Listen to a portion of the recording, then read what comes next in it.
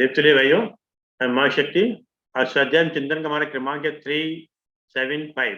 और आज हमारे बीच में आदरणीय एस.सी. सिंह साहब, जो एडिशनल जनरल मैनेजर हैं बीएसएनएल में, हेल्थ सेंटर में। और आपका जो विषय है आज की योग गीता प्रज्ञोपनिषद भाग 12। इससे पूर्व भी आप भाग 11 ले चुके हैं। और आदरणीय एस.सी. सिंह साहब से निवेदन करते हैं कि अपना उद्बोधन जारी करें। एस.सी. सिंह साहब।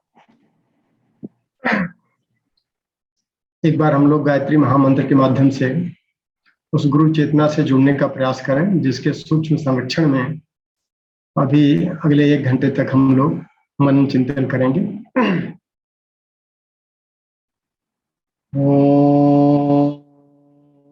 भूर्भुवः स्वः तत्सवितुर्वरेण्यं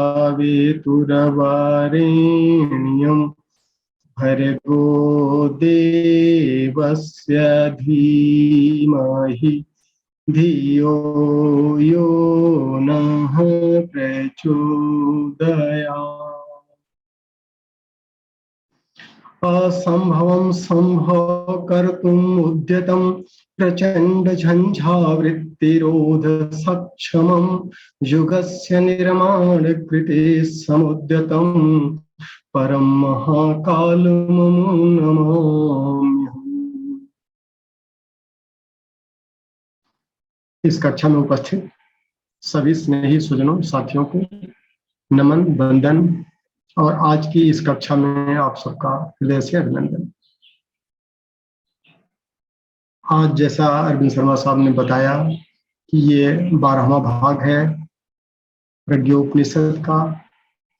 और अगर रियल सेंस में देखा जाए, क्योंकि 12वीं कक्षा है, तो ये दूसरा खंड चल रहा है।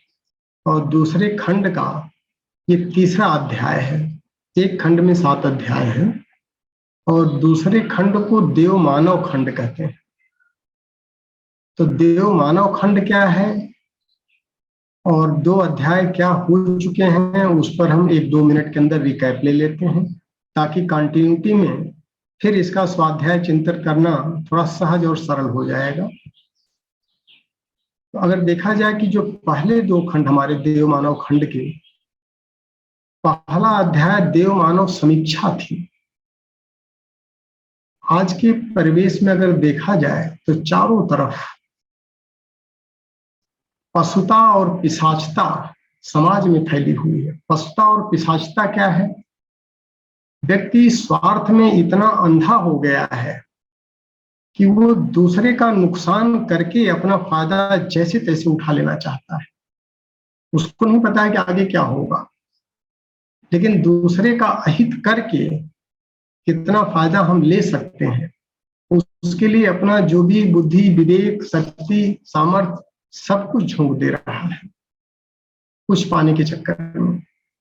ऐसे लोगों को नर पिशाच कहते हैं। आदमी के शरीर में खोल में तो है, लेकिन उनका संस्कार, स्वभाव, गरिमा मानवीय अनुकूल नहीं है। नर पशु स्तर क्या है? जो सिर्फ स्वार्थ संकीर्णता के दायरे में अपने को सीमित कर लिए हैं। वो दूसरे का नुकसान तो बहुत ज्यादा नहीं करते हैं, लेकिन जो कुछ करते हैं बस अपने आप से मतलब रखते हैं। वो भी एक स्वार्थ संकीर्णता है। नर पशु स्तर है। इन स्तरों में परिवर्तन करके आज की आवश्यकता क्या है? देव मानव बनने के लिए अपना अहित भले हो जाए, लेकिन दूसरे का अहित कभी न होने पावे, समाज का अहित कभी न होने पावे।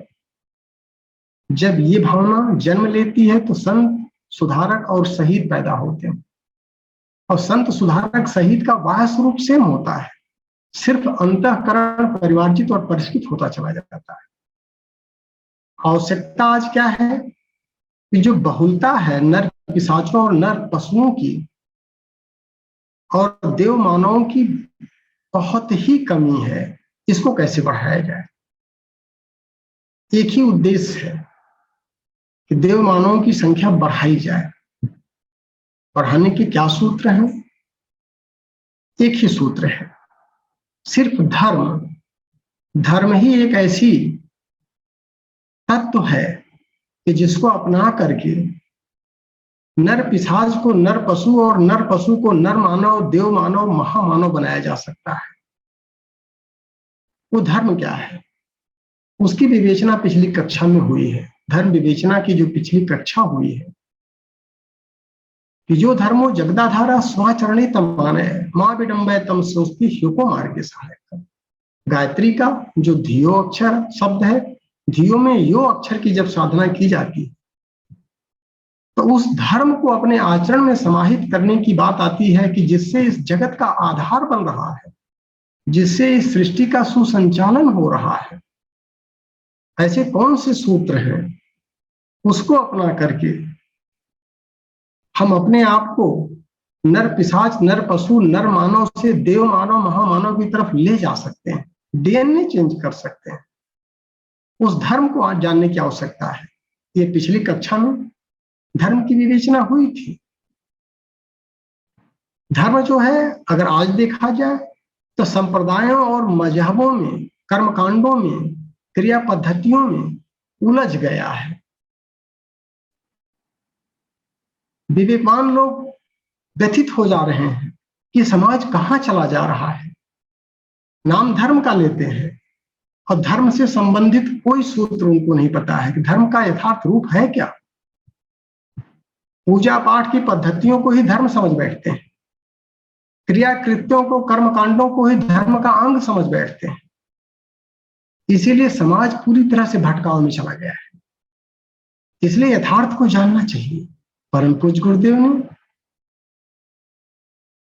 घोर तपस्या करके इस तथ्य को निकाला, तत्व को निकाला और उसको लिपिबद्ध करके सरल और सहज भाषा में प्रस्तुत किया, सूत्र दिया। तो सूत्र को अपना करके हम भी महामानव बन सकते हैं। धर्म क्या होता है फिर? धर्म की परिभाषा एक शब्द में जब कृष्ण ने युधिष्ठिर से कहा कि बहुत बड़ा ज्ञान इस पृथ्वी से जा रहा है, कुछ चंद क्षणों में चला जाएगा, जाओ और ले लो। फिर पितामह के पास जाते हैं, सरसैया पर पड़े हुए हैं। युधिष्ठिर पूछते हैं, हे पितामह, धर्म क्या है? पितामह ने क्या कहा? विशुद्धतम। सिर्फ एक शब्द में धर्म की व्याख्या कर दिया और कुछ नहीं। विशुद्धतम क्या है? जिससे इस सृष्टि का सुसंचालन हो रहा है। हमारे सारे क्रिया, कृत्य, विचार, भावनाएं जो सृष्टि के सुसंचालन में सहयोगी बनती हैं, वही धर्म है। बाकी धर्म नहीं है, बाकी तो पाखंड है। इसीलिए गायत्री का जो यो अक्षर है धियो का, वो यही कहता है धर्म के साथ में विडंबना मत करो, बाह्य आडंबर मत रचो, क्योंकि यही धर्म ही अकेले सहयोगी बनेगा। जो धर्म जगदाधार है, जगत का आधार है, यह हमारा भी आधार हो सकता है, परिवार का आधार हो सकता है, समाज का आधार हो सकता है। और इसी के पृष्ठभूमि पर सृष्टि सुसंचालित होती है। उस धर्म को समझने की आवश्यकता है। विशुद्धता। हमारे गायत्री के साधक जब गायत्री स्तवन करते हैं, पावन बना दो हे देव सविता, उसमें एक सूत्र आता है, यन मंडलम गूढ़ मति प्रबोधम और धर्म से वृद्धि करती जनना। हे गूढ़ अंतःकरण में विराजित तुम दोष पाप आदि संहार करता, शुभ धर्म का बोध हमको करा दो। पावन बना दो हे देव सविता, निर्मल बना दो हे देव सविता। इसका मतलब धर्म जो है यथार्थ में गूढ़ मस्तिष्कों द्वारा समझा जा सकता है। अपरिपक्व मस्तिष्क से हम भ्रमित हो सकते हैं।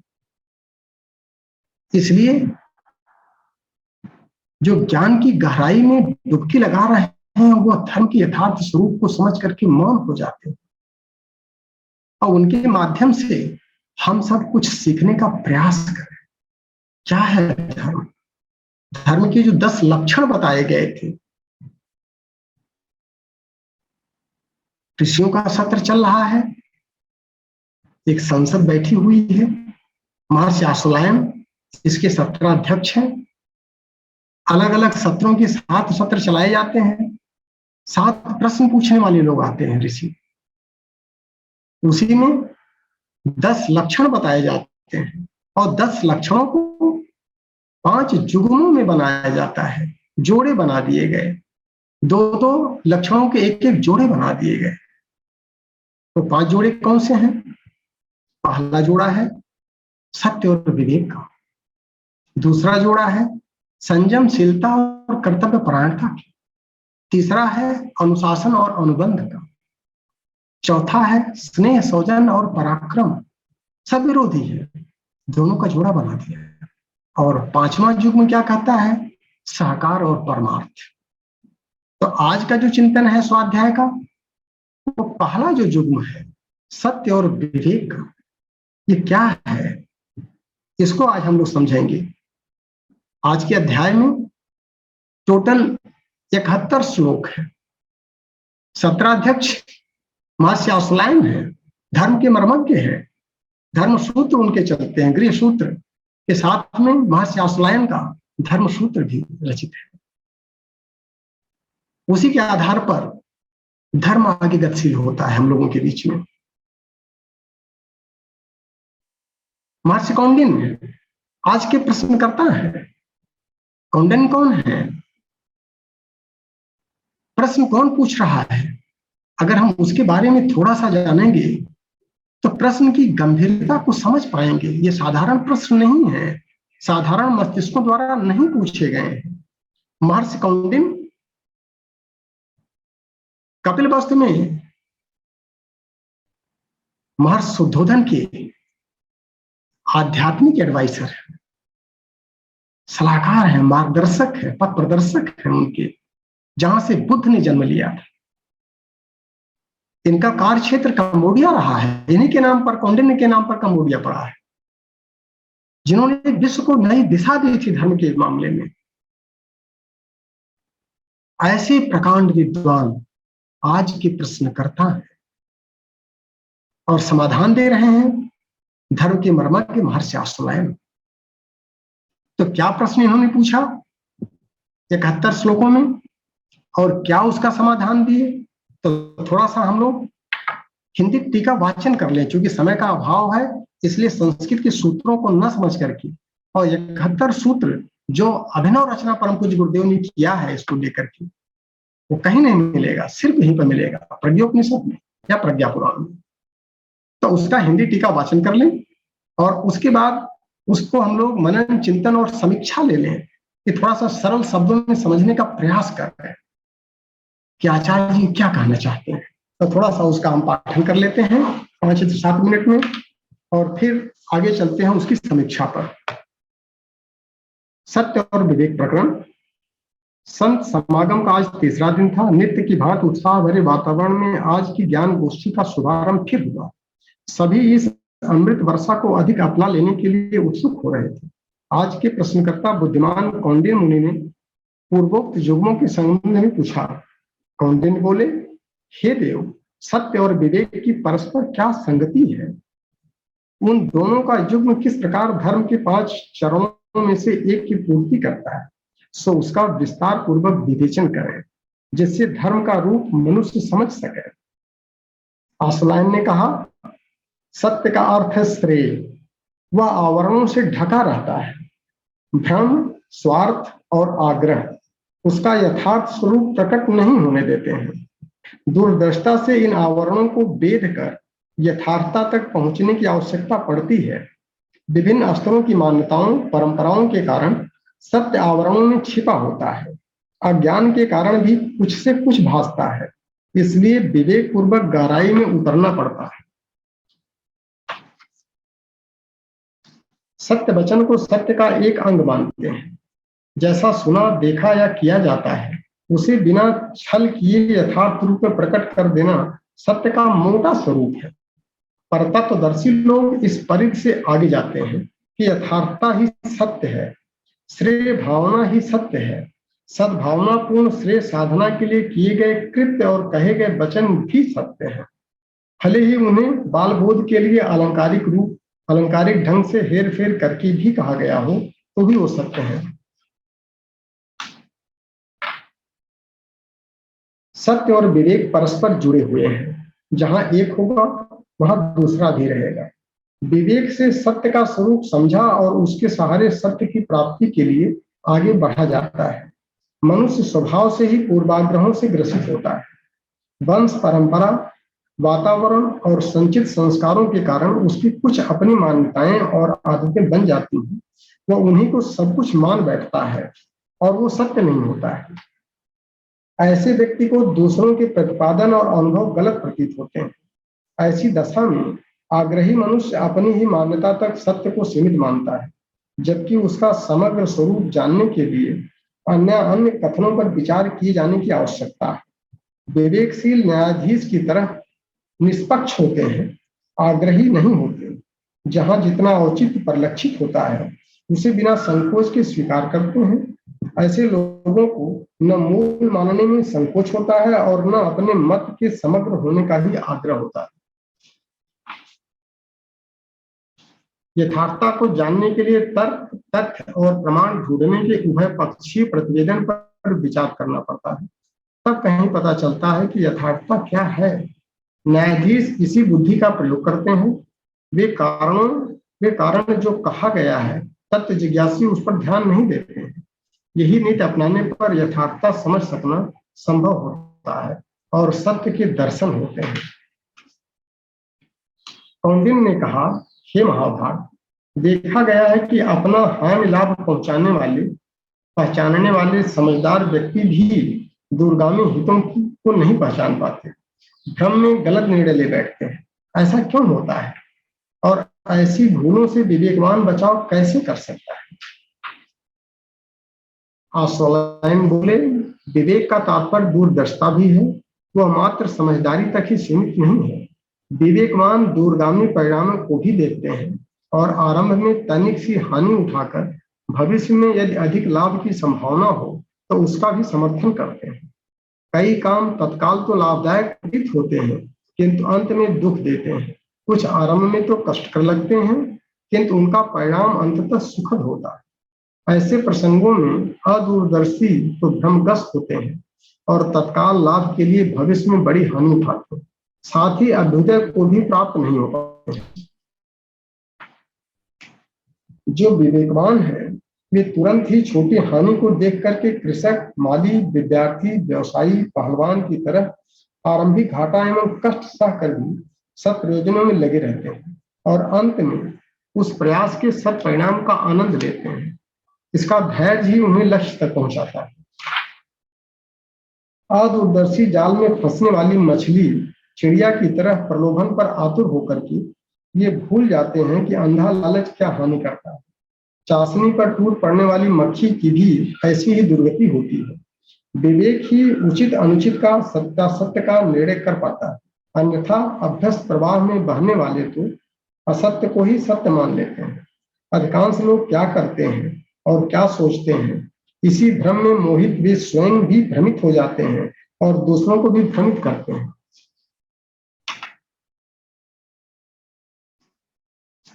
सत्य असत्य का निर्णय इस आधार पर करना चाहिए कि मानवीय गरिमा के अनुरूप क्या है, आदर्शवादिता का समावेश किसमें है। सत्य असत्य की विवेचना इसी उत्कृष्टता के आधार पर होनी चाहिए। तर्क और प्रमाण की ऐसी कसौटी बनानी चाहिए जिससे सत्य रूपी स्वर्ण की सही परीक्षा हो सकना संभव हो सके। मनुष्य को राजहंस की तरह निष्क्रिय विवेक करना चाहिए और जो उत्कृष्ट है उसी को हठपूर्वक ग्रहण करना चाहिए। जिस प्रकार सूर्य में गर्मी और रोशनी दो गुण है, उसी प्रकार सत्य में दो प्रवृत्तियों का समन्वय है। एक है यथार्थता और दूसरी है मंगलोन्मुख न्याय निष्ठा दूरदर्शिता। इन दोनों का समन्वय ही पूर्ण सत्य है, एकांगी तो अधूरा रहता है। कौंडिन्य ने कहा, हे कृपालु, मनुष्य में पूर्ण सत्य प्राप्त करने की चाह भी है और सामर्थ्य भी है, फिर भी वह एकांगी सत्य में उलझकर क्यों रह जाता है? इस विडंबना से मुक्ति कैसे मिले? कृपया ये रहस्य स्पष्ट करें। आस्वाइन जी बोले, सत्य ही नारायण है। नारायण असीम है और मानवीय बुद्धि सीमित है। वह विविध आग्रहों से और भी छोटी हो गई है। उसने अब तक सत्य का एक अंश ही जाना है। जो जानना शेष है वो कहीं अधिक है। मनुष्य क्रमशः सत्य की प्राप्ति के लिए क्रमिक यात्रा करता रहा है और आंशिक सफलता प्राप्त करता रहा है। पिछली जानकारियों को अपर्याप्त मानने में अपनी या पूर्वजों की कोई हेठ ही नहीं है। बालकपन में जो वस्त्र पहने जाते हैं, समय बीत जाने पर प्रौढ़ावस्था में उन्हें कोई नहीं पहनता। इस प्रकार यदि देश काल के अनुरूप परंपराएं भिन्न प्रकार से अपनाई गई हैं, तो उसमें विग्रह जैसी कोई बात नहीं है। सभी धर्म प्रेमियों को तथ्य समझना और सत्य का विवेक को अपनाना ही उचित है, क्योंकि इसमें उनका अपना ही कल्याण है। मानवीय प्रगति का इतिहास क्रम से चला है और इससे भिन्न कोई उत्तम मार्ग विदित भी नहीं है। अतः उपलब्ध जानकारी का लाभ उठाते हुए भी जो अभिज्ञात है उसे समझने का प्रयास करें। इतिहास का सम्मान करते हुए भी भविष्य में निर्माण एवं निर्धारण के लिए मस्तिष्क खुला रहे। तत्व ज्ञान का सिद्धांत यही है। विज्ञान इसी आधार पर विकसित हुआ है। पैरों को यथास्थान जमाए रखने के आग्रही प्रगति पथ पर अग्रसर नहीं हो सकते हैं। धर्म के मूल स्वरूप को सत्य माना जाए। इसके अतिरिक्त अन्य मान्यताओं के संबंध में अधिक जानने की इच्छा रखी जाए। औचित्य और यथार्थ की दिशा में बढ़ते हुए उत्तम पुरुषों के द्वारा निष्पक्ष न्याय का आश्रय लिया जाए। ऐसा विवेक ही मनुष्य को सत्य की खोज में अग्रसर करता है। पूर्णता के लक्ष्य तक पहुंच सकना इसी प्रकार संभव हो पाता है। आग्रही अपनी सीमा बंधन को ही सब कुछ मानकर उसका हट करते हैं और समग्र सत्य से दूर ही बने रहते हैं। इसलिए विवेक का अवलंबन सत्य की प्राप्ति के लिए अनिवार्य माना गया है। आज का विवेचन सभी को बहुत सुहाया। भ्रांतियों और विकृतियों के प्रति आग्रही लोगों को यथार्थता समझाने के लिए सभी ने अनुमान किया कि दूरदर्शी विवेकशीलता को अपनाने के लिए उन्नत लोक मानस बनाना आवश्यक है। सत्र नियत समय पर विधिवत समाप्त हो गया। सभी लोग संप्रदायों को चार दीवारी में बटे छिपे धर्म को जानकर अति प्रसन्नता हुई। फिर श्रीमद प्रज्ञोपनिषदे ब्रह्म विद्या आत्मविद्या युग दर्शन जो साधना प्रक्टिकरणयो श्री आश्वायन कौंडिन्य संवादे सत्य विवेकस्य इति प्रकरणों नाम तृतीय अध्याय। हम देखें कि जो अभी हिंदी टीका वाचन किया गया है, इस हिंदी टीका वाचन में इसका थोड़ा सा चिंतन मनन और एक समीक्षा कर ली जाए। इसके जो कोर इश्यूज हैं उसको डिस्कस कर लेते हैं। इसमें महर्षि कौंडिन्य जो है, जो इतने विद्वान हैं, उन्होंने जो प्रश्न किए थे, 3 प्रश्न किए थे।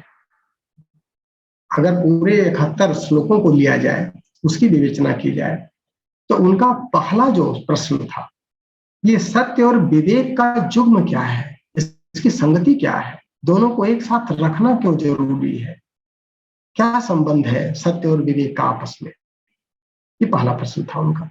चूंकि 5 युग बनाए गए हैं 10 लक्षणों में, इन्हीं का युग्म क्यों बना, यही पति पत्नी भाई बहन क्यों बने, इसके पीछे क्या तथ्य है, ये पहला प्रश्न था। दूसरा प्रश्न जो उनका था कि विचारवान भ्रमित होने से कैसे बचें। जो विचारवान है, जो कम से कम सही गलत का निर्णय लेना चाहते हैं, जो नहीं लेना चाहते हैं उनके लिए तो कोई दिक्कत नहीं, लेकिन जो विचार कर रहा है, चिंतन कर रहा, मनन कर रहा, वो चाहता है कि सही मार्ग पर चलें, ऐसे लोग गलत मार्ग पर कैसे भटक जाते हैं। वो किस तरह के उपायों को अपनाएं कि वो गलत दिशा में न भटक जाए, जो चाहते हैं, जिनके पास चाह है। और तीसरा प्रश्न जो उनका था कि जिनकी चाहना है कि वो पूर्ण सत्य को जाने, यथार्थ को जाने, तो वो एकांगी न रह जाए, क्योंकि एकांगी सत्य जो है वो अपूर्ण सत्य है, पूर्णता तक नहीं पहुंचाएगा हमको। और सत्य चूंकि नारायण का स्वरूप है, नारायण अपने आप में पूर्ण है, परब्रह्म है, परमात्मा है, ईश्वर है, तो उस सत्य को जानने वाला भी ईश्वर के समतुल्य हो सकता है, बशर्ते वो उसको पूर्णता में जाने। तो ऐसे लोग जो समर्थवान भी हैं, सामर्थ्य भी रखते हैं, साधक भी हैं, चाह भी रखते हैं, संकल्पित भी है, तो वो क्यों एकांगी मार्ग पर उलझ जाते हैं। ये 3 प्रश्न के थे। और तीनों का महर्षि आश्वलायन ने जो समीक्षात्मक समाधान दिया है वो क्या दिया है? उन्होंने जो समाधान दिया है वो ये दिया है, एक सूत्र आता है, अगर हम लोग ईशावास्य उपनिषद जो सबसे इंपॉर्टेंट उपनिषद है, उस पर गहन कक्षाएं चली थी, 6-7 कक्षाएं, उसका एक सूत्र आता है, सारे धर्मों का निचोड़ है वहां पर। वो क्या कहता है सूत्र? हिरण्मयेन पात्रेण सत्यस्य अपहितम मुखम अतत्वम पूषण अपावृत सत्य धर्माय दृष्टि। सत्य का एक गुण है, सत्य नग्न नहीं रहता है, सत्य को सीधे नहीं देखा जा सकता है, सत्य ढका रहता है, आवरणों से आच्छादित रहता है। इन आवरणों को हटाने का जो काम है वो काम विवेक कर सकता है, उसके अलावा कोई नहीं कर सकता। तो अगर हमको सत्य को जानना है तो आवरणों को हटाना पड़ेगा। ये आवरण कौन से हैं? सत्य मतलब अगर ईश्वर है, परमात्मा है, परम चेतना है, परब्रह्म है, तो ये आवरणों से ढका रहेगा। वो आवरण कौन से हो सकते हैं? कहीं पर 3 आवरण मानते हैं, कहीं पर 5 आवरण है, 7 आवरण है, 9 आवरण है, 11 आवरण है। आप कितना मानते हैं आपके ऊपर है, कौन से रास्ते को आपने अपनाया है। जैसे एक ग्रुप मानता है स्थूल शरीर है, फिर उसके नीचे सूक्ष्म शरीर है, उससे ज्यादा पावरफुल कारण शरीर है, कारण शरीर को हटाने के बाद तब जाकर के सत्य का दर्शन हो पाएगा। इतने आवरणों को हटाना पड़ेगा। इसी तरह से अगर हम पंचकोशों को ले, नमे पंचकोशा, एक अन्नमय कोश है, वो आच्छादित है प्राणमय कोश से, वो आच्छादित है मनोमय कोश से, वो आच्छादित है विज्ञानमय कोश से, वो आच्छादित है आनंदमय कोश से। इन कोशों को जब हम हटाएंगे, अपावृणु, किस लिए? सत्य धर्माय दृष्टये, कि सत्य का हम दर्शन कर सके, उस बोध को प्राप्त कर सके, आत्मा को समझ सके, यथार्थ को समझ सके, श्रेयस को समझ सके। उसी तरह से अगर हम चक्रों के भंवर जाल में फंसते हैं तो 7 चक्र हैं, 7 चक्रों का भेदन करना पड़ता है, फिर 9 चक्रों की बात आती है। तो ये डिफरेंट आवरण है। उसी तरह से अगर सीधे देखा जाए, एक जन सामान्य की भाषा में अगर समझाने का प्रयास किया जाए, उसको अध्यात्म के कठिन शब्दावलियों से न जोड़ करके, तो सत्य को यहां पर 3 आवरण ढके हुए हैं। 3 आवरण कौन कौन से हैं? पहला आवरण भ्रम का है, दूसरा आवरण स्वार्थ का है, और तीसरा आवरण क्या है? आग्रह का है। ये सामान्य खोपड़ी का व्यक्ति जो अपरिपक्व मस्तिष्क रखता है वो नहीं समझ सकता है। जब इसका हम भेदन करते हैं, परिष्कृत करते हैं, तब परिभाषाएं सत्य की परिवर्तित होने लगती है। तो सामान्य व्यक्ति कहता है सत्य तो रिलेटिव है। सत्य रिलेटिव नहीं है जी, सत्य तो एक ही है, अपरिवर्तनशील है। रिलेटिव तो हम है कि जो हम इंद्रियों के माध्यम से सत्य को जानने का प्रयास करते हैं, कि हमने अपनी आंख से देखा। भैया आपकी आंख सत्य नहीं देख सकती है, उसमें सत्य देखने की क्षमता है ही नहीं। आपने कहा हमने अपने कान से सुना, कान की क्षमता ही नहीं है सुनने की। मुंह से आप बोल ही नहीं सकते सत्य को। इंद्रियां जड़ हैं, चेतना का सिर्फ रिफ्लेक्शन इसमें आ रहा है। ये उसके बाई प्रोडक्ट है सत्य के। बाई प्रोडक्ट से सत्य को कैसे जाना जा सकता है? इंद्रियातीत होना पड़ेगा, इसलिए इनकी सफाई करनी पड़ती है। भ्रम पहला आवरण आता है। भ्रम क्या है? खंड भ्रमा, जाति, कुल, गोत्र, वर्ण, आश्रम, रूपाणी, खंड भ्रमा। ये 6 भ्रम हमने जब से पैदा हुए हैं तब से पाल के रखे। हम अमुक जाति के हैं, खोपड़ी में डाल दिया गया कि हम श्रेष्ठ हैं, हम कनिष्ठ हैं, हम ये हैं, हम वो हैं। एक भ्रम पाल दिया गया। अमुक कुल के हैं, अमुक गोत्र के हैं, ये सब चीजें ज्ञान के लिए नहीं बनाई गई थी, इनका उद्देश्य अलग था।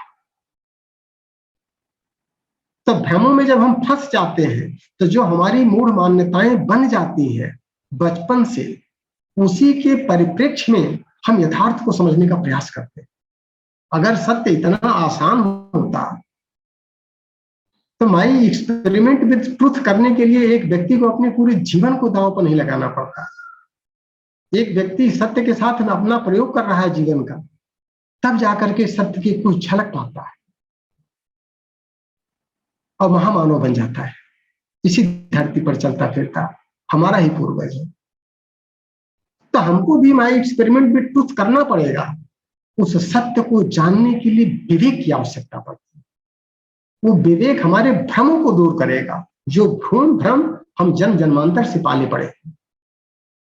दूसरा होता है स्वार्थ।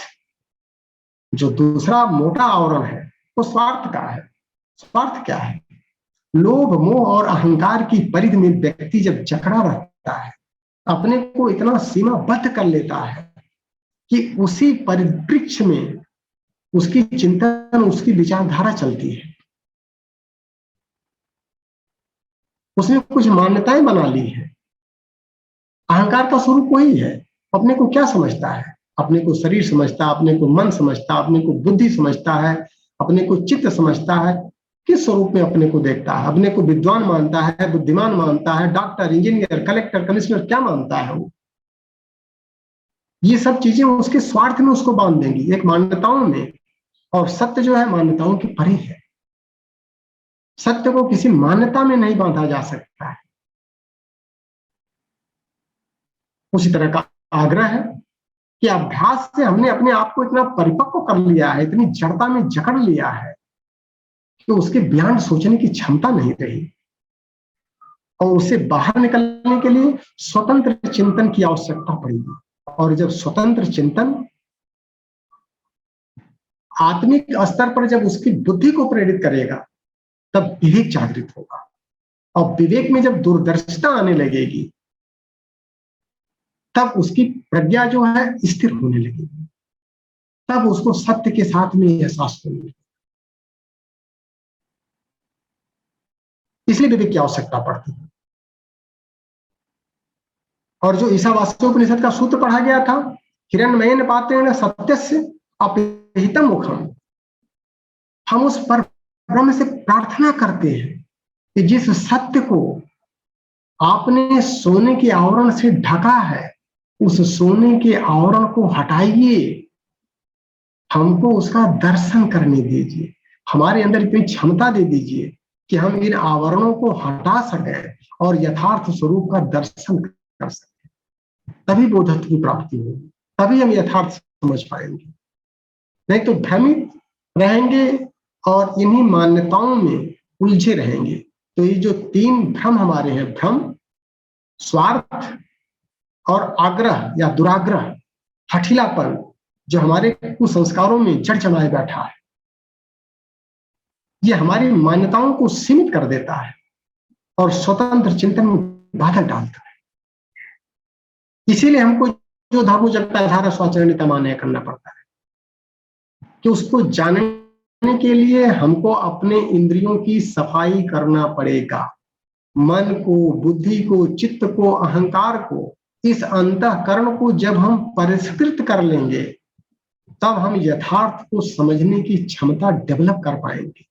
तभी हम सत्य को देख सकते हैं जब हम इंद्रियातीत होते हैं। दिखता तो है, सूरज दिख रहा है, कह सकते हैं कि भैया सूरज को हमने देखा है, एक थाली के आकार का था। क्या यह सत्य है? नहीं जी, ये सत्य बिल्कुल नहीं है। आपने जो देखा है वो गलत देखा है।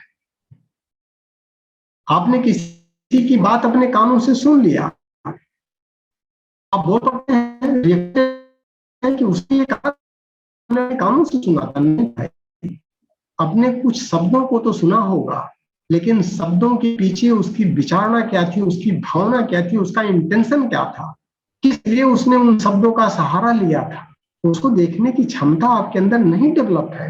वो कान नहीं सुन सकते हैं, उसके लिए आपको इंद्रियातीत होना पड़ेगा। तब आप यथार्थ को समझ पाएंगे कि आपने सुना क्या है, इसलिए इस तरह के भ्रमों में हमको नहीं फंसना चाहिए। इसी अज्ञानता को दूर करके हम सत्य की तरफ आगे बढ़ सकते हैं, सन्मार्गगामी हो सकते हैं। इसीलिए सत्य के आवरणों को हटाने के लिए जिस टूल्स की जरूरत पड़ती है, उसी टूल्स को विवेक कहते हैं। विवेक के बिना सत्य को नहीं जाना जा सकता है, और अगर विवेक है तो उसकी महानता इसी में है कि वो हमको सत्य का दर्शन करा दे। तभी तो उसकी उपस्थिति न्यायनिष्ठ हो सकती है। विवेक के माध्यम से ही हम सत्य का दर्शन कर सकते हैं। तो सत्य तक पहुंचने के लिए विवेक का सहारा लेना ही पड़ेगा। इसीलिए सत्य और विवेक का एक जोड़ा बनाया जाता है। तो जैसे जैसे हमारी चेतना परिष्कृत होने लगती है, वैसे वैसे हम सत्य के बोध को एक एक आवरण हटाते हैं, तो सत्य का स्वरूप जो है वो क्लियर होने लगता है और हमारी पुरानी भ्रांतियां दूर होने लगती हैं। व्यक्ति कुछ सुन करके तुरंत रिएक्शन कर बैठता है। एक सत्यान्वेषी व्यक्ति रिएक्शन कभी कर ही नहीं सकता। वो रिस्पॉन्ड करेगा, और रिस्पॉन्ड कब करेगा? जब इंद्रियातीत होकर के उन तथ्यों पर, उन तर्कों पर, उन प्रमाणों पर गहन समीक्षा करेगा। मनन चिंतन करने के बाद या तो मौन हो जाएगा, या तो अगर कुछ बोलेगा तो रिस्पांस करेगा, रिएक्ट नहीं करेगा। इसलिए धैर्य का गुण आना जो जरूरी है, स्वाभाविक है, अपने आप आ जाएगा। अगर वो सत्यान्वेषी व्यक्ति है, रिएक्ट नहीं कर सकता वो। और विवेक अगर जागृत होता है तो कहां ले जाएगा?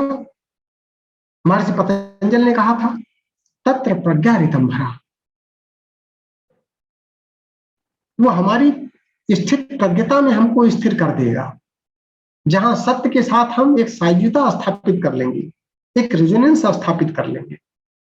और वही जीवन का उद्देश्य है, सत्य का दर्शन करना। चाहे वो जीवन के छोटे छोटे उदाहरणों से चले, चाहे हम गहराई में जा करके उसमें डुबकी लगा करके और यथार्थ को देखने का प्रयास करें। इसीलिए जो गुरु की आवश्यकता पड़ती है, तद पदम दर्शितम येन तस्मै श्री गुरुवे नमः। उस पद को, उस स्थान को, उसका बोधत्व कराने को जो हमको सहयोग देता है, मार्गदर्शन देता है, संरक्षण देता है, तद पदम दर्शितम येन तस्मै श्री गुरुवे नमः। ऐसे गुरु को हम नमन करते हैं। ऐसे गुरु को अंतःकरण में धारण करके अंतःकरण को परिष्कृत और पवित्र करते हैं। इसलिए इसकी आवश्यकता पड़ती है। और सत्य और विवेक एक दूसरे के पूरक है। और सत्य को समझने के लिए निष्पक्ष न्यायशीलता, आप देखें, एक जुडिशरी बनाई जाती है। जुडिशरी का क्या काम है? वह तथ्यों को लेती है, तर्कों को लेती है, प्रमाणों को लेती है, समय लगाती है, मनन करती है, चिंतन करती है, डिफरेंट दृष्टिकोण से देखने का प्रयास करती है। उसका उद्देश्य क्या है? सत्य को खोजना। सत्य क्या है? उसी के लिए पूरी न्यायपालिका बैठाई जाती है। तो अगर हमको सत्य को जानना है तो हमको उसी तरह से दृष्टा का भाव अपने अंदर डेवलप करना पड़ेगा, निष्पक्ष बनना पड़ेगा। हम पक्षपात पूर्ण रवैया अपना करके, चाहे स्वयं के प्रति हो, चाहे स्वार्थपरता हो, या किसी के प्रति कोई मोह और लोभ हो, उसके प्रति अगर थोड़ा सा झुकाव रह जाएगा तो निष्पक्ष न्याय प्रियता नहीं आ सकती है। और बिना निष्पक्ष न्याय निष्ठा के सत्य को एकांगी जाना जा सकता है, पूर्णता में नहीं जाना जा सकता है। इसलिए अपने दृष्टिकोण का परिमार्जन करना पड़ता है। और दृष्टिकोण को परिमार्जन करने के लिए क्या करना पड़ता है? प्रकृत्या भव दारो नानुदार कदाचन और चिंतन द्वार दृष्ट तेन चित्तम विशुद्ध है। स्वभाव से हमको उदार होना पड़ता है, सहिष्णु होना पड़ता है, बर्दाश्त करने की क्षमता डेवलप करना पड़ता है। तत्काल लाभ तो हम ले सकते हैं, कमर्शियल गेन, कमर्शियल बेनिफिट हम कर सकते हैं, कुछ चीजों का एक्सप्लेन करके, कुछ चीजों को बता करके, प्रचार करके, प्रसार करके, लेकिन यथार्थ से कोसों दूर रहेंगे। और इसीलिए जब हमको अपने कर्मों का फल मिलता है तो सोचने के लिए मजबूर हो जाते हैं कि आखिर हमने क्या गलती की है। और ये सारी गलतियां हमारी अज्ञानता में, हमारे भ्रम में, हमारी स्वार्थ संकीर्णता में, हमारे दुराग्रही स्वभाव में, हमारी मान्यताओं में, और हमारे जो अभ्यास क्रम है, जो परंपराएं हमने डेवलप करके रखा है इतने सालों से, इतने जन्मों से, उसमें आबद्ध हो जाते हैं तो यथार्थ से दूर हो जाते हैं। इसकी परिभाषा अगर देखी जाए तो सत्य को जो स्वरूप उसका आता है, तो सत्य में दो चीजें आती हैं। एक होता है यथार्थ, जैसे सूर्य में लिया जाए तो सूर्य के दो गुण हैं, एक तो प्रकाश और दूसरा उष्मा, गर्मी। अगर दोनों मिल रही है तो हम कह सकते हैं कि सूर्य का दर्शन हम कर रहे हैं। उसी तरह से सत्य में भी दो गुण हैं। पहला गुण क्या है? यथार्थ होना चाहिए, और यथार्थ परिवर्तनशील नहीं होता है, अपरिवर्तनशील होता है। अगर यथार्थ है उसका स्वरूप तो बदलेगा नहीं, अगर बदल रहा है तो सत्य नहीं है। और दूसरा स्वरूप क्या होता है? लोक कल्याण की न्याय निष्ठा, वही सत्य हो सकता है, क्योंकि धर्म का लक्षण है जो सृष्टि के सुसंचालन में सहयोगी की भूमिका निभाता है। अगर उसके लिए कुछ शब्दों का चयन कर दिया गया, उसको एक्सप्रेस करने के लिए अलंकारिक शैली का इस्तेमाल कर लिया गया है, तो वह असत्य नहीं हो सकता है अगर वो लोक कल्याणकारी है। इसका मतलब कि सत्य हमेशा लोक कल्याणकारी ही होगा। बाकी अगर आपने कुछ सुना है, कुछ देखा है, कुछ समझा है, तो आवश्यकता आपको अपनी समझ को, अपनी इंद्रियों को करेक्ट करने की है, ताकि सही दृष्टिकोण आप परिमार्जित कर सकें, बना सकें।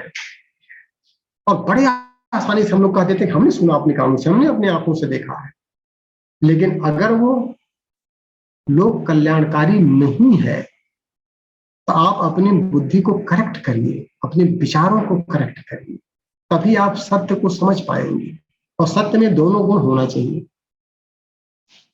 क्योंकि सत्य ही नारायण है। इसीलिए सत्यनारायण की कथा की बात आती है कि हम सत्य के उस स्वरूप को कैसे देख सकें। और विवेक, विवेक खाली समझदारी को नहीं कहते हैं। जहां पर इसका हम और चिंतन मनन करें तो विवेक एक मोटे अर्थों में जो लिया जाता है, समझदारी को विवेक कहते हैं। नहीं जी, समझदारी उसका एक गुण हो सकता है। और दूसरा गुण क्या है? धैर्य युक्त विवेक, दूरदर्शिता।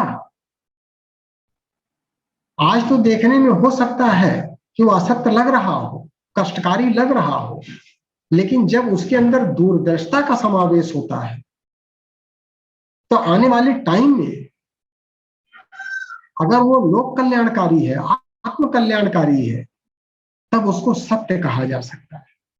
जैसे उदाहरण एक ले लिया जाए, मान लिया हमको कुछ खाने की इच्छा कर रही है। अब खाने में एक चर्चा हो जाएगा, ठीक है गरम गरम समोसा लाइए, बढ़िया सी चटनी, तीखी वाली नमकीन चटनी भी हो, मीठी चटनी भी हो, उसके साथ में ये भी जोड़ दिया जाए, तो मन तो कह रहा है खाने का। चार लोग बैठे भी हैं, माहौल भी बन गया है, चर्चा भी चल पड़ी कि खाया जाए, देखा जाएगा। तो वहां पर समझदारी का रे ठीक है खा लो, कोई दिक्कत नहीं, काम चल जाएगा, झेल लेंगे। लेकिन एक दूरदर्शिता अगर आ रही है और वो अगर ये कह रही है कि भाई इसके साथ में फूड पॉइजनिंग भी हो सकती है, आगे हो सकता है इसका परिणाम अच्छा भी ना हो सकता है हमारा इंडाइजेशन हो जाए, तो तत्काल में तो वो हानिकारक हो सकती है कि भाई बड़े मुश्किल से तो समोसा आया है, अब इसको भी खाने में बाधा। लेकिन यहां पर सत्य को देखने की आवश्यकता है कि अगर हम तत्काल लाभ ले रहे हैं तो सत्य से दूर रहेंगे, और समझदारी के साथ में दूरदर्शी विवेकशीलता को अगर हमने दूरदर्शिता को भी अगर हमने समावेशित कर लिया है, इसी को विवेकशीलता कहते हैं। और इसी के सहारे हम सत्य को पा सकते हैं, बिना इसके सत्य नहीं मिल सकता है। अब एक प्रश्न लास्ट में आता है कि जिनके पास चाहत है सत्य को जानने की और क्षमता भी है सत्य को जानने की, वो एकांगी कैसे रह जाते हैं? तो एकांगी को अब उसके लिए क्या करें कि सत्य चूंकि नारायण का स्वरूप है, तो उसको जानने के लिए उनको क्या करना पड़ेगा? सिर्फ समझदारी डेवलप करने से काम नहीं चलेगा, उनको परिशोधन करना पड़ेगा ताकि प्रज्ञा को हम डेवलप कर सके। और प्रज्ञा ही प्राण है, वही चेतना का आखिरी स्वरूप है। प्रज्ञा कैसे डेवलप होगी? सत्य नारायण का स्वरूप है, उसको जानना है।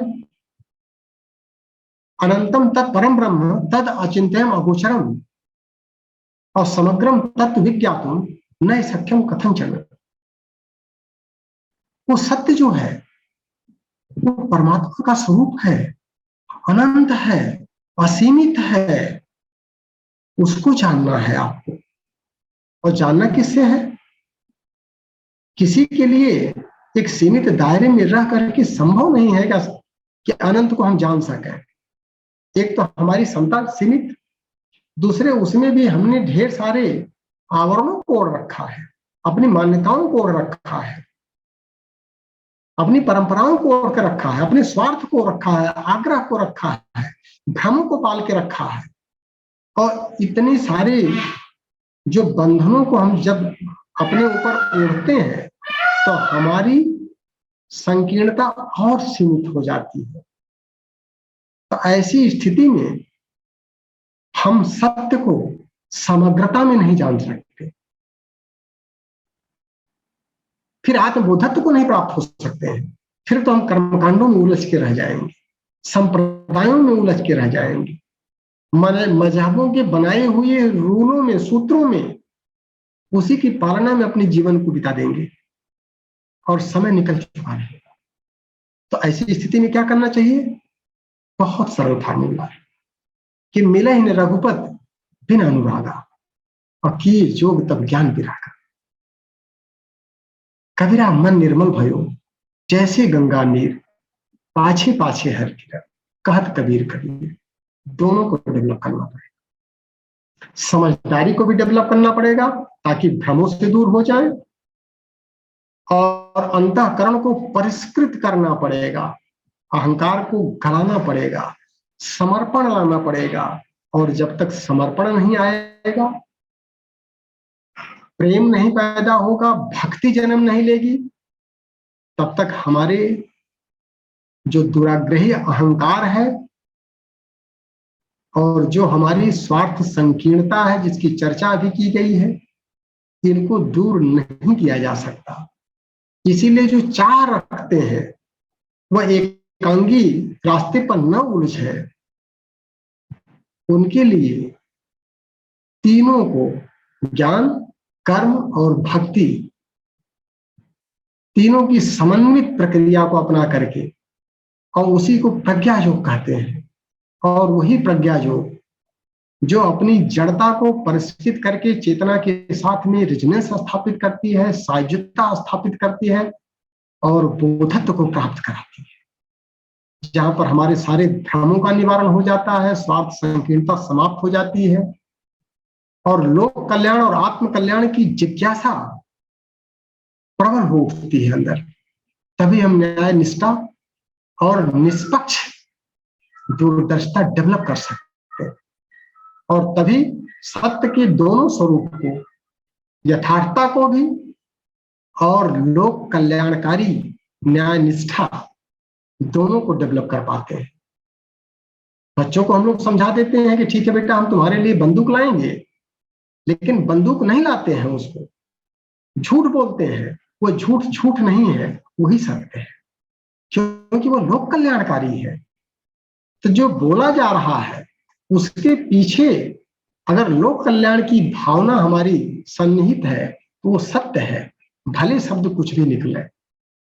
इसीलिए जो व्यास होते हैं उनको ये छूट होती है कि कथा कहानी के माध्यम से कुछ ऐसे संस्मरण लाएं, कुछ ऐसे उदाहरण प्रस्तुत करें जिससे लोक कल्याण और आत्म कल्याण दोनों की साधनाएं साध सके। वही सत्य है और यही सत्य का नारायण है। तो उद्देश्य हमको शब्दों पर नहीं जाना है, अपने नेत्रों पर नहीं जाना कि हमने क्या देखा।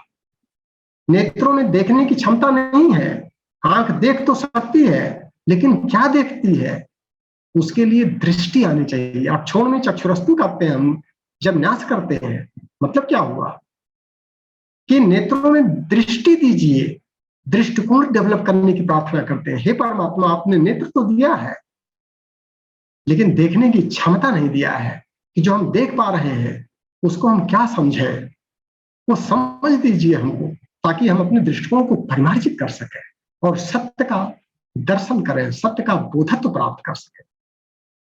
तो हम समझ रहे हैं इसी के साथ में जो समय की मर्यादा है उसका भी हम लोग ध्यान रखें। और 6:50 समय दिया गया था, 6:50 हो गया है। तो इस पर अगर कुछ प्रश्न बनते हैं तो उस पर थोड़ा सा चर्चा अगर की जाएगी तो इसको थोड़ा सा ज्यादा खोला जा सकता है। अदरवाइज तो एकांगी हो जाएगी, हम भी एकांगी बोलते रहेंगे और प्रवचन की तरह से हमारे और मित्र सुने तो ये स्वाध्याय चिंतन नहीं होगा। तो हम चाह रहे हैं कि अपनी वाणी को ही विराम दें और कुछ जिज्ञासा के लिए या अनुभव साझा के लिए भी हमारे और मित्र अनुभव साझा करें तो उस पर कुछ चर्चा चल जाए 10-5 मिनट। धन्यवाद आशीष सिंह साहब, मैंने सभी को अनम्यूट कर दिया है। अब आप जिस किसी को जिज्ञासा हो और कोई अपने अनुभव साझा करना चाहते हैं तो आदरणीय आशीष सिंह साहब से कर। आदरणीय सिंह साहब, सर बहुत बहुत आभार, इतना अच्छा आपने व्याख्यान दिया है। मेरी कुछ जरा सी जिज्ञासाएं हैं। पहली बात ये है कि अगर विवेक को जागृत कर दिया किसी महात्मा ने, विवेक जागृत हो गया जिससे जड़ और चेतन का भेद मालूम उसको हो गया, यानी देही और देह का भेद मालूम, प्रकृति और पुरुष का भेद उसने कर लिया। उसके बाद फिर मन को, अंतःकरण को निर्मल कर लिया, उसने द्वंद्वों से दूर चला गया, मान अपमान से, यश अप्यास से और रोग राग शोक से। तो उसके बाद बुद्धि को, मेधा को प्रज्ञा बनाने की आवश्यकता कहाँ पड़ गई? अगर विवेक से काम हो गया कि सत्य क्या असत्य क्या है ये पता मुझको लग गया, फिर बुद्धि को, मेधा को प्रज्ञा को जाकर के फिर जागृत करने की आवश्यकता सिंह साहब कहाँ पड़ती है? और इन तीनों का कृपया, यानी बुद्धि, मेधा, प्रज्ञा, विवेक तो बिल्कुल चलो अलग चीज होगी, बाकी इन तीनों में कहाँ फर्क पड़ेगा? मन की निर्मलता और द्वंद्वों से अलग रहने का क्या बुद्धि, मेधा और प्रज्ञा का प्रभाव पड़ेगा? बहुत बढ़िया प्रश्न आपने किया सर। सर आप ये देखें कि जो हमारे पहले के जो हमारे संत महात्मा ऋषि मुनि थे तो उन्होंने ये वाली व्याख्या तो कर दिया था कि हाँ, मन को अगर निर्मल कर लिया जाए तो फिर अगर विवेक अगर जागृत हो जाए तो फिर इनकी कोई आवश्यकता नहीं पड़ेगी। लेकिन समस्या ये आई कि विवेक को जागृत कैसे किया जाए। तो आज चूंकि विज्ञान का युग है, बच्चे तर्क, तथ्य और प्रमाण मानते हैं। वो यही कहते हैं कि भाई कितने लोगों ने जागृत कर लिया या जागृत करने का सूत्र क्या है।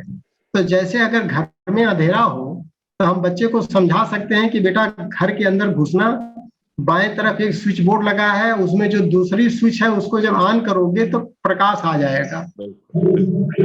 तो ये सिस्टम बच्चों को बताना पड़ता है। परम पूज्य गुरुदेव ने जो घोर तपस्या किया था तो तपस्या के माध्यम से वो सूत्र दिए थे, और वो सूत्रों का अगर हम जाएं तो प्रश्नोपनिषद पर भी अपनी कक्षाएं हो चुकी हैं। तो प्रश्नोपनिषद में ये सूत्र दिए गए हैं कि सृष्टि का निर्माण कैसे हुआ है। तो वहां पर यह आता है आत्मना स प्राणो जायते। यहाँ पर सिर्फ आत्मा ही है और कुछ नहीं है, वही परमात्मा का स्वरूप ही आत्मा है और दूसरा कुछ है ही नहीं।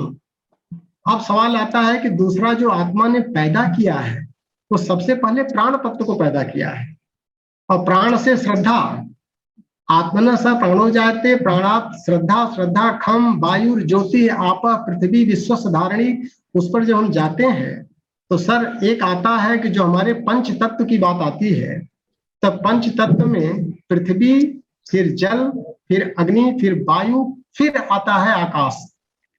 आकाश विचार तरंगों को बोलते हैं। ये साइंस के विद्यार्थी को समझाना आसान होता है।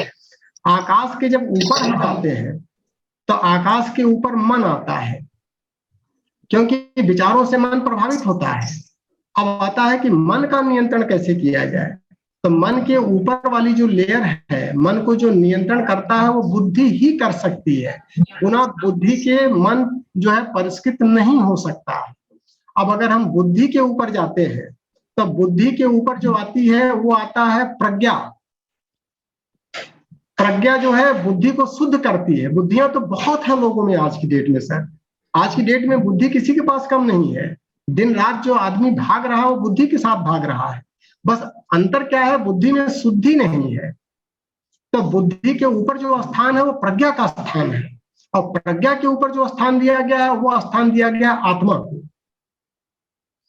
और आत्मा के ऊपर जो स्थान दिया गया वो परमात्मा को दिया गया है। तो 5 आपके जो जड़ात्मक हमारे तत्व हो गए, और 5 तत्व जो हमारे चेतनात्मक जा रहे हैं कि मन, बुद्धि, प्रज्ञा, आत्मा, परमात्मा। तो वहां पर स्टेप बाय स्टेप अगर शोधन करना हमको पड़ रहा है, तो मन को हम अगर कंट्रोल करने लगते हैं तो बुद्धि परिष्कृत करके ही कर पाते हैं। और अगर हम संकल्प लेते हैं, आप देखें कि संकल्प हम आत्मा से लेते हैं, तो संकल्प ही प्राण है। प्राण क्या है सर? Will power. अगर हमारे अंदर एक विल पावर डेवलप हो गई, yes we have to do this by any way, by hook और बाय क्रुक, हमको ये करना है तो करना है। तो ये जब हम ठान लेते हैं तो उसी को संकल्प कहते हैं सर। और संकल्प विषय है आत्मा का। और जब संकल्प आता है तो प्रज्ञा को जन्म दे रहा है, और वही प्रज्ञा के सहारे हम बुद्धि को शुद्ध करते हैं और बुद्धि से मन को परिष्कृत करते हैं। तब आता है कि कबीरा मन निर्मल भयो जैसे गंगा नीर, और उसी मन के माध्यम से फिर हम आकाश को शुद्ध करते हैं। आकाश को ही चित्ताकाश बोलते हैं, और जो प्रज्ञा होती है उसको चिदाकाश बोलते हैं। तो आकाश में भी तमाम आकाश हो जा रहे हैं सर। एक घटाकाश हो गया, मठाकाश हो गया, एक महाकाश हो गया, फिर चित्ताकाश है, उसके ऊपर चिदाकाश है। तो चिदाकाश ही सत्य की स्थिति है। तो अगर एक साधक, एक सामान्य आदमी साधना के माध्यम से बोधत्व को प्राप्त करना चाहता है, तो परम पूज्य गुरुदेव ने इन साहित्यों के माध्यम से सरलीकरण किया है कि बेटा इस चीज को अपना करके अगले 5 साल में तुम बोधत्व को प्राप्त कर सकते हो, उसकी गारंटी उन्होंने दिया है, बशर्ते उस रास्ते पर चलना पड़ेगा। तो सर इसीलिए इसकी आवश्यकता पड़ती है।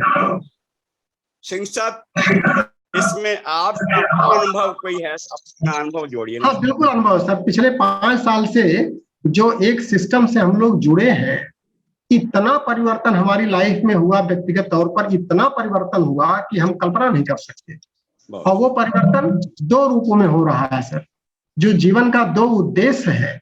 पहला उद्देश्य है कि देवत्व का जागरण अंदर करना है, और अगर हमारे अंदर देवत्व का जागरण हो जाएगा, जो देव मानव समीक्षा का अध्याय चल रहा है, अंतःकरण अगर पवित्र और परिष्कृत होने लगेगा, तो दूसरा दायित्व है कि बहिरंग को सुविकसित भी करना है और सुव्यवस्थित भी करना है। जैसे सृष्टि एक नियमबद्ध व्यवस्था में चल रही है सर, और अगर हम नियमबद्ध व्यवस्था से इतर होने का प्रयास करते हैं तो दंड पाते हैं।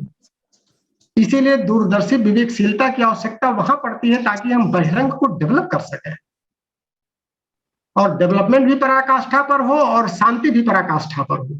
और अगर ये जीवन के दोनों उद्देश्य मिल जाते हैं, अथाह शांति अथाह आनंद के साथ में पराकाष्ठा पर डेवलपमेंट, तब हम कह सकते हैं कि हमने मानव जीवन को धन्यो हम मानव, धन्यो हम मानव।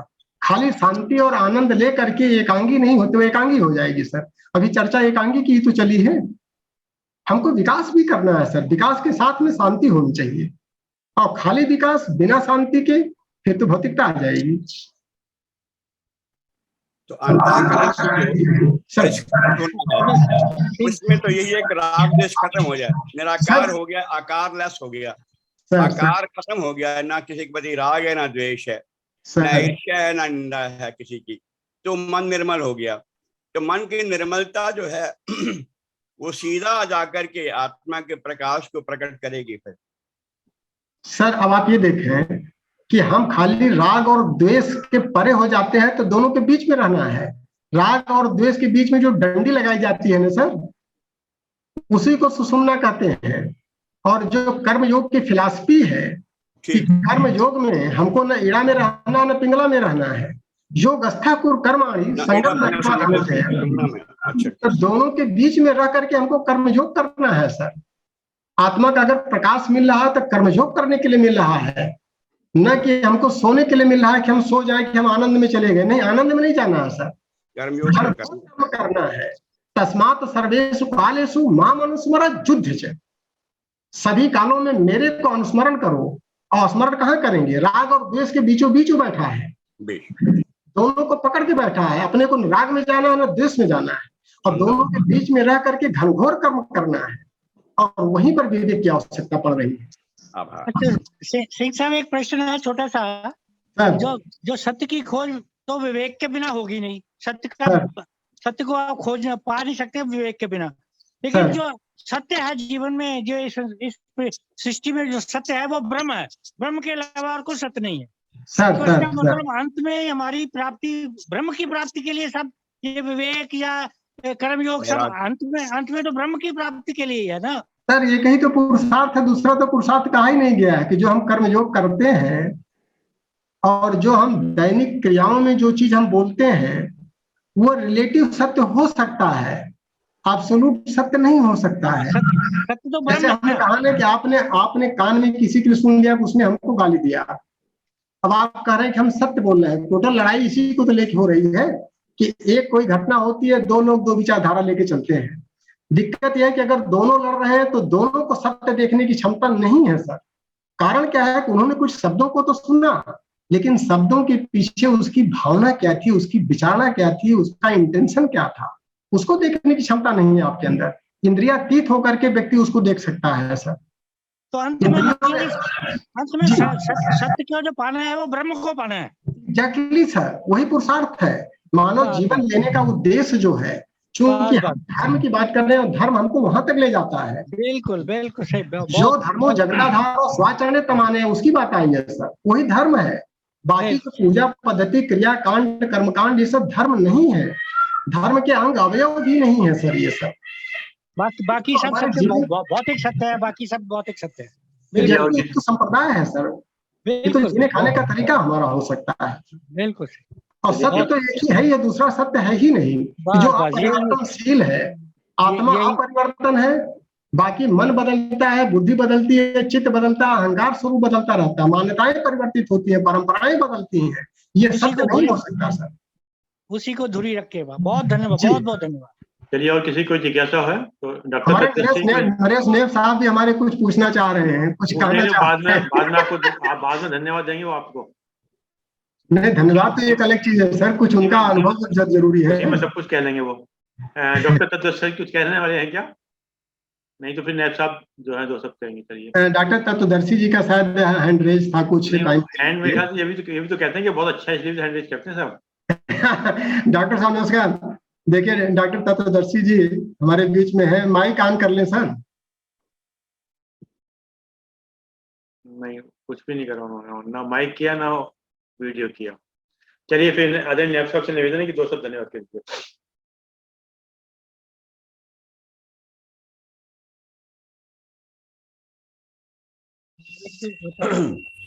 इसमें जो कह रहे थे ना, वो राग द्वेष की बात जो कह रहे थे सर, है ना, तो उसमें जो है योग दर्शन में ऐसा बताया गया है, 5 क्लेश माने गए हैं जी, है ना, शायद बात हुई हो। अविद्या है, अविद्या, सत्य को सत्य ना मानना और असत्य को सत्य मान लेना अविद्या माना गया है। एक है अस्मिता, और एक है राग, एक है द्वेष, एक है अभिनिवेश। 5 क्लेश माने गए हैं जी। इनसे निवृत्ति जो है सत्य और विवेक के द्वारा ही निवृत्ति हो पाती है। तो बहुत बढ़िया सर, बहुत बढ़िया। ये प्रश्न नहीं है। ठीक, नहीं नहीं, बिल्कुल सही है, बिल्कुल सही है, आपका पॉइंट बिल्कुल सही है सर। असल में हम उस गहराई में अभी नहीं जाना चाह रहे थे, हम चाह रहे थे हाँ कि अभी सामान्य स्तर पर कक्षाएं हो, तो इसलिए उस गहराई में नहीं गए। हाँ, नहीं ठीक है। नहीं, अच्छा, क्योंकि एक चीज एक एक शब्दावली को एक्सप्लेन करना पड़ेगा, उसमें पूरा टाइम लगेगा। अविद्या क्या है, अस्मिता क्या है, राग क्या है, हाँ द्वेष क्या है, अद्वेष क्या है, तो इन सब हाँ में थोड़ा सा विधिवत टाइम लगेगा। और चूंकि ये अध्यात्म की टर्मिनोलॉजी है, हाँ, तो हम टर्मिनोलॉजी प्रयास है, करते हैं कि अध्यात्म की टर्मिनोलॉजी से जितना बच सके, ताकि एक हाँ सामान्य जन भी इसको अडॉप्ट कर सके। समझ सकते हैं, बिल्कुल बिल्कुल। वैसे अच्छा, डॉक्टर सतीश साहब, जब व्यक्ति का ज्ञान निमट जाएगा तो सब कुछ निमट जाएगा। फिर हाँ जब उसका ज्ञान खत्म हो जाएगा ना, तो सब हाँ कुछ हाँ, समा जाएगा फिर। नहीं ज्ञान ज्ञान जो है भक्ति में समाविष्ट हो जाता है समर्पण से, है ना। ये ज्ञान भी जो है एक भक्ति में कन्वर्ट हो जाता है, तो फिर आनंद और प्रेम और शांति की स्थिति मैं समझता हूँ शायद बनने लगती है। तो सर, भक्ति बिना ज्ञान की आती भी तो नहीं है सर। हाँ भक्ति बिना ज्ञान के कहाँ आती? जब ज्ञान होता है तभी आदमी समर्पण कर पाता है। और विवेक के बिना ज्ञान नहीं आता, विवेक भी तो है। सब एक ये दूसरे से लिंक्ड है सर। चलिए लिंक्ड चलिए, है, आदरणीय सारी नैब चीजें साहब के उसमें निवेदन को सब लिंक्ड है धन्यवाद जिस कीजिए। तरीके से। आदरणीय नैब साहब। बहुत इसमें बहुत जैसे धन्यवाद एससी सिंह साहब, आज आपने बड़े सुंदर शब्दों में और बड़े, अब तो कहेंगे बड़े सरल, आपने धर्म क्या है, विवेक और सत्य का क्या आपस में क्या रिश्ता है, और अभी आपने अंतिम जो सेंटेंस बोला कि ये सब एक दूसरे से जुड़े हुए हैं, एक है तो दूसरा भी है, दूसरा है तो तीसरा भी है, तीसरा है तो चौथा भी, इनमें से एक गायब हो गया बाकी तो अपने आप ही चले जाएंगे, बचेगा ही नहीं। एक चीज थोड़ी सी लगती है कि जो हम लोग कन्वीनियंस के लिए अगर कभी झूठ भी बोल दे तो उसको भी सत्य माना जाए, वो कहाँ तक उचित है कि आज की चीज में जो कन्वीनियंट है हमको लग रही है, जैसे आपने बच्चे का उदाहरण दिया, उसको बंदूक है हम ले आएंगे, हम नहीं लेके आए तो, लेकिन वो भी सत्य है। आज की तारीख में जो हमारे लिए कन्वीनियंट है, हो सकता है कल की तारीख में वो कन्वीनियंस ना हो या परिस्थितियां बदल गई, उसमें हम फिर दूसरी बात बोलेंगे, तो वो कहाँ तक उसको सत्य माना जाए। क्योंकि मेरी जो अपनी सोच है या छोटी सी बुद्धि, हम कहते हैं सत्य हमेशा ही तथ्य है, वो तथ्य से अलग नहीं हो सकता, उसको उससे नहीं हटा सकते। बस उतनी सी बात थी। बाकी आपने जो कही है, आपने बहुत सुंदर शब्दों में एक एक बात को इतना विस्तार से माइक्रो लेवल तक जाके आपने चीजों को बताया है। आपके अगले उद्बोधन का हम लोग को बहुत अधीरता से इंतजार रहेगा कि कब, आपने आज जैसे कहा कि हम उतने लेवल पे नहीं जाना चाहते माइक्रो पे, हम चाहेंगे उन लेवल्स पे जाके उन चीजों को भी समझाएं। क्योंकि आपको समझने के लिए सर, आप जो बोलते हो जिस वक्त स्टेट, आप तो अपने रो भी बोलते चले गए, कई चीज जैसे स्लिप हो जाती तो उसके फिर आपको यूट्यूब खोलना पड़ता है कि ये चीज कही थी वो कहाँ मिस हो गई। तो आज का भी आपने जो बोला, उद्बोधन किया है, इससे सर यूट्यूब में हमको लोग दोबारा देखना पड़ेगा चीजों को पूरी तरह समझने के लिए कि कहाँ कहाँ पर क्या चीज हम करेक्ट नहीं कर पाए। और आपके अगले उद्बोधन का हम लोग पूरी अधीरता से इंतजार करेंगे। आपका थोड़ा बहुत सा एक मिनट में आपका जो पॉइंट था उसको भी क्लियर कर लें कि आपने बिल्कुल बहुत सही प्रश्न किया है सर। क्योंकि सत्य के दोनों स्वरूप होते हैं, यथार्थता और लोक कल्याण की निष्ठा। तो उसमें ये रहता है कि अगर हमारे बोलने में कुछ शब्दों का हमने इस्तेमाल किया है कि जो अपरेंटली देखने में गलत लग रहा है, लेकिन अगर उसका दूरदर्शी परिणाम जो है वो न्याय निष्ठा से लोक कल्याण की जिज्ञासा से प्रेरित है, तो वही सत्य है। तो इसलिए हो सकता है कि हमने कहा कि उन्होंने मर्डर किया है, ये कहने की हमको जरूरत पड़े और वो नहीं सर, मर्डर नहीं किए हैं। मेरी बात दूसरी तरह है कि आज की तारीख में हमें लग रहा है कि ये सत्य है क्योंकि हमने लोक कल्याण किया है। जी ये हो सकता है आज से 6 महीने बाद परिवेश बदल जाए, उसमें हमारे जो कहे हुए शब्द थे, जो हम जिसको सत्य मान रहे थे, आज की तारीख में सत्य हो जाए। अगर हमने उस टाइम सत्य ही बोल दिया हो जाता तो वो शायद कहीं ज्यादा अच्छा होता। सर, ये उसका भी समय के एक्सप्लेन नहीं साथ किया साथ गया है, परिवर्तित होता। उसका भी इसमें एक्सप्लेन मैं नहीं किया आपसे गया। इसमें आपसे कभी भी मैं आपके साथ अलग से नहीं, बैठ के बिल्कुल ठीक बात है। करूंगा। आज के परिप्रेक्ष्य में बोलने की बात ही नहीं सर, दूरदर्शी विवेकशीलता के साथ में अगर हम बोल रहे हैं कि जो आगे आने वाले टाइम में सत्य होगा यार हम लोग वही भविष्य सत्य नहीं है। देख सकते, चलिए, हम लोग भविष्य नहीं देख सकते, चाहे जितने भी दूरदर्शी बन जाए। बिल्कुल ठीक है सर। समस्याएं, स्थितियां बड़ी तेजी से बदलती, आज जो है कल क्या होगी।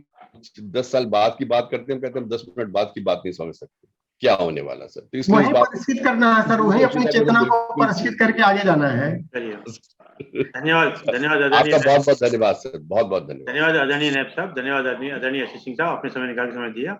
और वेद में भी लिखा हुआ है सत्य में जयते। चलिए, आज का विचार है, फिर उसका 3 बार हमको चाहिए। आज का विचार है, धन तभी सार्थक है, धन तभी सार्थक है जब धर्म भी साथ हो।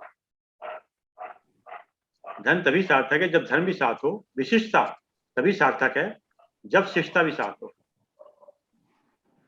विशिष्टता तभी सार्थक है जब शिष्टता भी साथ हो, सुंदरता तभी सार्थक है जब चरित्र भी शुद्ध हो, सुंदरता तभी सार्थक है जब चरित्र भी शुद्ध हो, रिश्तों का होना तभी सार्थक है जब उसमें प्यार और विश्वास हो, रिश्तों का होना तभी सार्थक है जब उसमें प्यार और विश्वास हो। आइए 3 बार उनको उच्चारण करते हैं।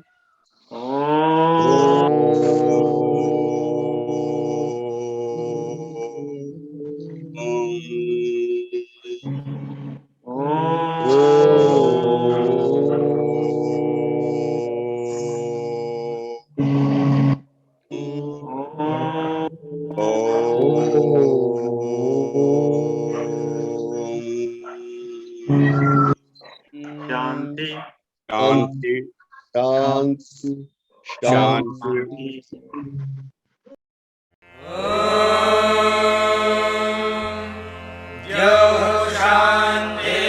शान्तिरन्तरिक्षं शान्तिः पृथिवी शान्तिरापः शान्तिरोषधयः